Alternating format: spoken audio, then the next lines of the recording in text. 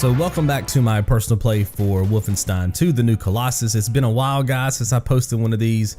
Thanks so much for your patience. Some of you may have already seen my video where I talked about my reason for taking a break off of YouTube. I had an issue with my left eye. I'll leave a link to that below in a pinned comment in case you want to check that out. That's why it's been so long since I've been able to post one of these episodes. But we're going to be finishing this up over the next week or two and moving on to another personal play in February. So I wanted to go ahead and get this series started back up again. This is the very first encounter in this episode. Not that difficult. If you stay in this room and just go back and forth between the two doors, you're able to take out everybody fairly easily.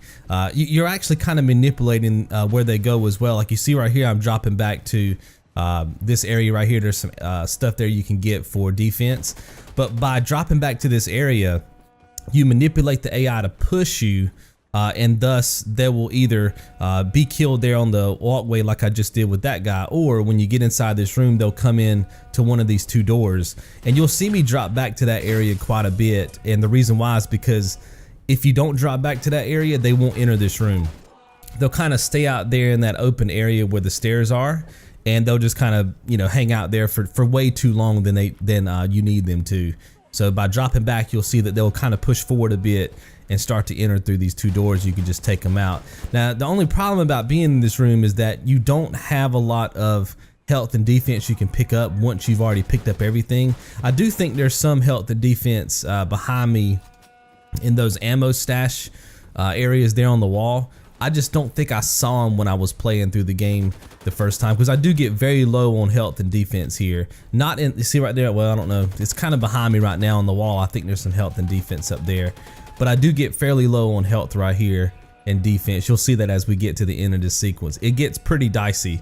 Like I think at one point I'm down to no defense and 1 health, because even though you do have a tactical advantage here, depending on where they enter the doors and which way you're looking, you can take a couple of shots. And of course, if you have low health and low defense, you know, a shot here and there, of course, will whittle you away as you get near the end of the sequence. Now, right there was kind of unfortunate. I don't know if I clipped on the doorway or clipped on the steps, but I knew that enemy was going to be there, and my idea was to go ahead and hatchet that fool. But for whatever reason, my camera went and looked in a different direction, and it cost me that little engagement. Took off a lot of my health. Now I'm down to 20. Now I'm down to 2. Now you guys know you do regenerate health in this game. I think at the beginning of the game you regenerate up to 10, but I think by this point in the game you regenerate up to 20. And so I'm able to get 20 health back, which I would advise you to do. You'll be surprised how much that could save your life in this game. A lot of people are saying online that, you know, it's really pointless to get a bunch of health and defense on this difficulty, but you can see right there, having that max health, and I think I had like 5 defense, saved me from dying right then. So don't listen to people when they tell you that stuff, guys. If you get a chance to pick up health or defense, pick it up. It doesn't matter if it's just a couple of points. It could make or break you living and dying in this game. Go ahead and pop these crates. There's some body armor right there, and I'm gonna head on up here to the top. There's gonna be a couple of people on this catwalk, and I think the main one is that diesel enemy guy at the main end. I think I end up taking him out with my, I don't know what the game calls it. It's like looks like a pistol, but it's a grenade launcher. Pistol, maybe that's what they call it. I'm not really sure. I know it doesn't have the name pistol, but it kind of works like a pistol from other games. If you play games like Uncharted, it's kind of that gun. I'm not really familiar, to be honest with you, with all the different names of all the guns, because I went through this game so quick that I really didn't pay too much attention, and I never went into my menus. To this day, I've never went into an upgrade menu or anything. I just played through the game, so pardon me if I don't know some of the names of these guns. Now, this encounter is supposed to be really tricky, in my opinion. Like, that's the way they designed it, to be super tricky. You've got that mechanical dog you've got to take out. There's going to be a ton of enemies in this area, but again, I'm going to show you guys a very dominant position. That's what I wanted to showcase in this section, a very dominant position that would keep you alive. There's also some body armor where we're going to. So if you do take a couple of shots at random or whatever, you can pick up that body armor for another 100 on your defense. What you can do is wait for all the enemies to start popping out on you. You saw right there, I just shot the dog a couple of times to get everybody to spawn in. And this is the magic spot. You guys know, man, look, because I'm going to be doing some sped up footage right here because I'm just going to be sitting here killing about 100 people. I've brought this up in previous episodes of this personal play. Let me go ahead and really explain fun and challenge. I'm still getting people commenting over on another video that I produced. It was an Assassin's Creed Origins video. I was showing everybody how to kill one of the tougher enemies, actually the toughest enemy in the game, at least when the game came out. And I was trying to show a very fundamental way to take that enemy out. You could be multiple levels down. You could take that enemy out, no problem. Still getting a lot of heat for that because people are saying that like I've ruined the game and like I'm a noob and yeah, I'm cheating myself out of some kind of experience. I don't know why gamers feel like their experience in a video game, whatever that may be, is the ultimate experience you can possibly have for that particular video game. It's just not. Fun and challenge in anything is subjective. It's all subjective. It's all the way that you want to play. And I think what happens a lot of times with people is they see things like I'm showing off in this clip right now, where I'm just sitting over here in this corner, nobody can kill me, and I'm just murdering everybody. And then they're looking at the way that they played the game, right? Probably the way that they played this particular encounter, and maybe they struggle with it to the point where they had to replay it for like 30, 45 minutes. You know, and actually get quote unquote get good. That's what they always say in the comments. You know, they had to get good at the game to be able to do it. And then they expect that every player should have to meet that same standard because that's how they decided to have fun and that's what they thought was a challenge. Let me get here and shoot you guys straight. I find it more fun and challenging to find a spot on a map or find a strategy in an area where I am 1000% dominant over the enemy. You got to look at it this way. I've been playing games my whole life, right? I've played the tough games. I've played the old retro games that just about all of them are tough for various reasons, but I've played the tough games. And so I know that if I spend enough time playing a video game, I could get my skill level up. Anybody could, right? That's what time does for you in a video game. That's all you need is time and practice. You can up your skill, but that again, that takes a lot of freaking time that I do not have. I do not have the luxury of time right now in my schedule. You see what I'm saying? So I don't find it fun to sit there for 2-3 hours in an area trying to figure out, you know, what I need to do to get better and practice and do this and watch enemy movement patterns and all this kind of nonsense. I find it more fun and challenging to take these studios that have spent millions and millions of dollars trying to create a problem for me, right? And then go in there and in about 15 minutes destroy their whole joint. That's what I find fun. That's what I find challenging. You see what I'm saying? To find that spot, to find that strategy where I'm almost invincible or even in some cases invincible, right? Because I don't play games for fun anymore for the standard definition of fun. You know, I just don't pick up a game on a Friday and play it casually for myself. I have a YouTube channel. I play games to teach. See the difference? When you go home on a Friday night and you get a game and you're just chilling on, you know, chilling with your friends or whatever on, like I said, on a Friday night, you're just playing for fun. Nobody's keeping score. You don't have to teach anybody the methods to your madness, but I do. And my job is always to help the player who I feel like is going to need the help the most. The player that I know is not going to ever be able to become good at the game that I'm currently running. Because I know that certain players are never going to be able to cross certain skill gaps when it comes to video games. Take a game like Dark Souls. There's just going to be some players who can never learn how to truly parry in that game or really work the iframes in a roll animation. There's just going to be some players that can never cross that gap, but I still want them to be able to get their trophies. I still want them to be able to experience that game without having to up that skill gap. I can't teach that skill gap to them. You see what I'm saying? I've even seen some Dark Souls players that play on Twitch that's all they run is Dark Souls.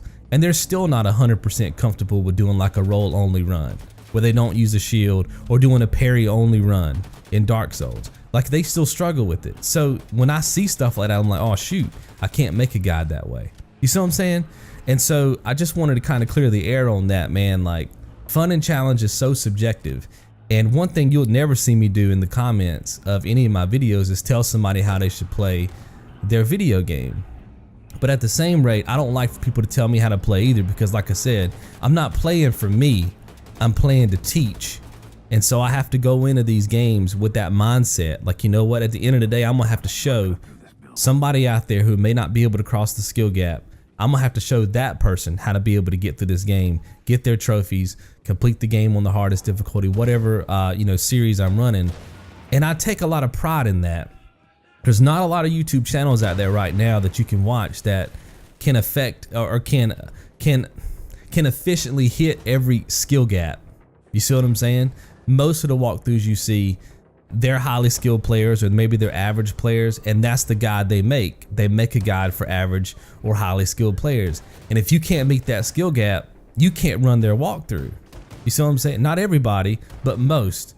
And so I try to be a little bit different in that regard. And I just wanted to kind of talk about that again, because I don't know, people are weird sometimes on the internet, and I don't know, it upsets me to think that everybody feels like that all the other gamers on the planet should play a game like they play. I never think that about myself. You know, when I make a guide, it's not like I'm saying you have to play the game this way. Like when I made that video about an easy way to kill that enemy in AC Origins, I never said you have to play it that way. You know what I mean? Don't play it that way. But it is a very easy way to kill that enemy, and it doesn't require you to do a lot of stuff with your skill tree. And it's a very fundamental gameplay mechanic. And I know there's easier ways to do it, but that's why I titled my video An Easy Way. I didn't title my video The Easiest Way. Does that make sense? It's almost like people don't even read the titles of videos anymore, and they don't really hear you out on what you're saying anymore with commentary.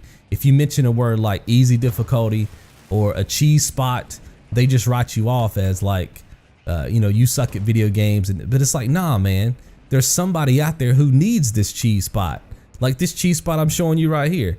There's a player out there who's been struggling with this encounter, and this is where their game, this is where their run at Wolfenstein 2 stops.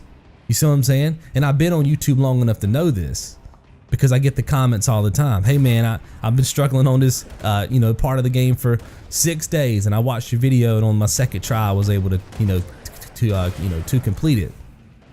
So that's why I do what I do. And it's a shame that I even have to talk about this stuff, but people just don't get it. And I'm probably gonna end up making a whole nother video on this, just so I can start linking people to me talking about this, so I don't have to explain it 9,000 times in comments. You see what I'm saying? Like right now, I got that dog over there completely froze. Look at him, he's completely froze. He can't move. And I knew he was gonna freeze if I stand over here like I did and take out his buddies first. You see what I'm saying? So he is no threat to me whatsoever. There is 0% chance he could kill me as long as I stay inside of that overturned bus right there. He cannot kill me. I'm invincible. Now he can, obviously, because I've gotten out of the bus and now he's tracking me, but that gave me plenty of time to kill all his buddies first.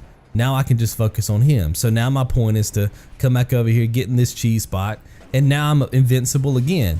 Well, for the most part, there is times where he can hit you with his flames a little bit if you're too poked out, but for the most part, I mean, you're just invincible right here. And that's what I find to be fun and challenging in a game. And if I'm gonna spend my 60 bucks on a video game, I'm gonna experience the fun and challenge the way that I want to. You see what I'm saying? And you should too. If you're watching this and you're like, man, him sitting in this bus doesn't look fun, you know, I want to get out there and run. Well, then do it. You know what I mean? Like, I'm not gonna hate you for that. I'm not gonna say you suck or, you know, you're not doing this, that, and the other. But that's the kind of heat I always get as a YouTuber. And then a lot of people think that you just play the entire game this way. It's like, nah, I'm playing this game this way because I know eventually I'm gonna have to post it up on YouTube. If I were playing this just for me, I would be playing it a lot differently. You see what I'm getting at? Like, and maybe not so much in Wolfenstein 2, because this is more of a showcase run. I'm showcasing aggressive strategy. I'm showcasing passive strategy. But you get my point. The first time I ran this, I just played super aggressive. I just went in there and running and gunning and have a lot of fun. But I said on this particular playthrough, I want people to see a little bit of everything, right? Passive gameplay and aggressive gameplay. And that's really what it's all about, is playing the games the way that you want to and having the kind of fun that you want to have in a video game, guys. That's pretty much going to wrap it up for this one.